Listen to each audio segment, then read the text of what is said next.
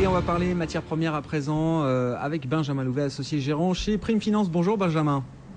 Bonjour à vous. Matières premières et puis cette question du blocage des prix à la pompe, puisque question qu'on a déjà maintes fois abordée avec vous, puisque l'idée n'est pas nouvelle, Benjamin, mais elle semble se confirmer, se préciser. On n'a pas encore les détails de la manière dont ça se fera, mais a priori, Pierre Moscovici, le ministre de l'économie, a confirmé qu'il y aurait des mesures prises fin août, là, dans les prochains jours, pour limiter la hausse des prix des carburants à la pompe. Déjà, peut-être première question, est-ce qu'on est sur une tendance durable? Quand je dis durable, c'est au moins sur quelques mois, voire un peu plus. Tendance durable de hausse des matières premières pétrolières. Et l'autre question, c'est est-ce qu'il y a une bonne manière de bloquer les prix à la pompe, ou en tout cas de limiter les effets de hausse à la pompe pour le consommateur? Alors la première question sur la tendance de long terme, j'aimerais beaucoup avoir la réponse. Ce qu'on peut simplement dire, c'est qu'effectivement il y a un certain nombre de points qui peuvent faire penser que la tension devrait persister sur le marché pétrolier, en particulier les opérations de maintenance qui sont attendues dans la mer du Nord et qui devraient limiter les disponibilités de pétrole de la mer du Nord dans les semaines qui viennent. On a également une assez forte tension sur les stocks de produits raffinés, alors qu'on va rentrer dans la période de forte consommation, ce qui fait que c'est relativement délicat et on peut penser qu'en tout cas les prix vont se maintenir, sans parler du potentiel effet d'un éventuel conflit ou d'un durcissement du ton vis-à-vis de l'Iran, ce qui pour l'instant n'est pas à l'ordre du jour. Le ministre de la Défense américain en a reparlé cette nuit en disant que a priori Israël pour l'instant n'était pas dans l'optique de porter une attaque sur l'Iran. À l'opposé, on pourrait voir les prix se calmer si l'activité économique ralentissait fortement, mais pour l'instant ce n'est pas ce qui est anticipé par le marché. Bon, et d'un point de vue économique, là, comment est-ce que vous regardez cette idée de blocage des prix et des conséquences que ça peut avoir? Alors, comme vous le disiez, les choses se précisent. Donc aujourd'hui, il y a éventuellement 3 schémas majeurs qui peuvent être suivis. Le premier, le blocage des prix. Alors le blocage des prix, il faut savoir que ça s'est déjà fait, mais ça s'est fait pour l'instant, et c'est pas un hasard, uniquement dans des pays producteurs de pétrole. C'est la première chose. La deuxième chose, c'est que ça s'est fait dans certains pays et ça a des conséquences indirectes importantes. La première d'entre elles en France, c'est que le Code du commerce régit ce type de blocage et les limite à des circonstances exceptionnelles. Ça avait déjà été fait en France, le blocage des prix au moment où Michel Rocard était ministre.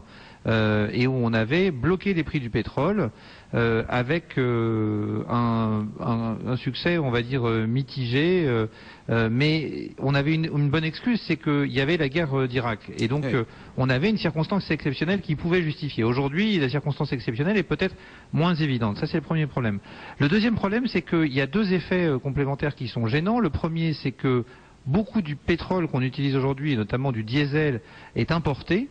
Et donc, si on bloque les prix en France et qu'on est obligé d'acheter du diesel à l'étranger, on va se retrouver, si le prix du pétrole continue à monter, dans l'impossibilité d'acheter, ou alors d'acheter à perte, ce que ne feront pas, a priori, les pétroliers, sur le marché international. Donc c'est extrêmement compliqué. L'autre élément pervers, et on l'a vu en Russie l'année dernière où ce type de blocage de prix avait été mis en place, c'est que les producteurs de produits raffinés en France pourraient trouver beaucoup plus intéressant si on leur bloquait les prix. D'ailleurs, pour l'instant, rappelons qu'ils ne sont pas d'accord pour appliquer ce blocage des prix, pourraient trouver plus intéressant d'exporter leurs produits raffinés que de les laisser en France, et on pourrait se retrouver avec des situations de pénurie en France dans un certain nombre de stations-service.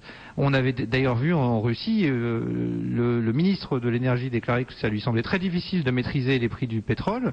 Première chose, et Poutine qui avait été obligé de taper sur la table et de décider des taxes à l'exportation pour limiter cette manœuvre. Donc c'est très très compliqué. Après, on peut aussi limiter les marges. Alors il faut savoir de quoi on parle. Dans le prix de l'essence, les marges totales, si on rajoute les marges de raffinage sur lesquelles on peut quasiment rien gagner, c'est 3 à 4 centimes, allez on va dire 6 centimes au maximum pour les meilleures raffineries, les marges de raffinage, auxquelles on va rajouter une douzaine de centimes de marge de transport et de distribution. Ça fait moins de 20 centimes au total dans le prix de l'essence. Il faut savoir que les marges de raffinage, on ne peut pas les compresser, ce sont quasiment que des coûts fixes. Donc si le prix du pétrole continue à augmenter et que les prix de vente pour les raffineurs ne bougent pas, les raffineurs vont se retrouver à travailler à perte, et donc ça va être très compliqué là aussi de limiter ça, ou alors à ce moment-là il faut faire non pas un prix bloqué, mais un blocage des marges, comme ça a pu se faire effectivement aussi par le passé, auquel cas on n'aura pas un prix bloqué pour le pétrole, mais un prix qui bougera moins vite, mais la marge de manœuvre est là aussi très limitée. Et puis l'autre élément après, c'est la TIPP flottante, qu'on a déjà évoqué là aussi, mais là il ne s'agit plus d'un blocage des prix, il s'agit de lisser un petit peu les effets de la hausse des prix du pétrole. C'est une piste qui sera probablement utilisée. Maintenant, elle est très coûteuse, puisque ça veut dire qu'on a des recettes fiscales en moins, non pas par rapport au niveau actuel, mais on se prive de recettes fiscales qui, compte tenu du contexte et de la difficulté à boucler le budget pour l'année à venir, sont relativement importantes. Alors, dernière solution, c'est la solution de faire des aides ciblées à une certaine population. Ça s'est déjà fait ponctuellement dans certaines régions. Redistribuer le surplus gagné en termes de recettes, enfin de fiscalité pétrolière par l'État, le redistribuer d'une manière ou d'une autre à ceux qui sont dans des situations plus compliquées. C'est une solution, oui, c'est une solution. On avait vu par exemple certaines villes, il y a quelques années, distribuer des bons d'essence à des familles qui justifiaient un niveau de revenu inférieur à un certain seuil et qui habitaient à une certaine distance de leur lieu de travail. C'est assez complexe et là aussi c'est assez coûteux et ça s'apparente à des subventions mais qui seront peut-être plus ciblées. Donc c'est peut-être aussi une piste qui sera suivie. En tout cas, bloquer purement et simplement les prix, vous l'aurez compris, est quelque chose qui est extrêmement difficile et d'un point de vue juridique et d'un point de vue technique.